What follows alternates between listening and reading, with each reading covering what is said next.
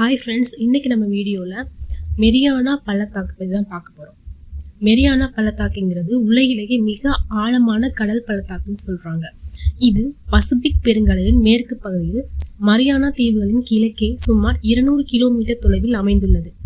முக்கியமான தகவல்கள் என்ன அப்படின்னா, இதோட நீளம் சுமார் 2550 கிலோமீட்டர்னு சொல்கிறாங்க.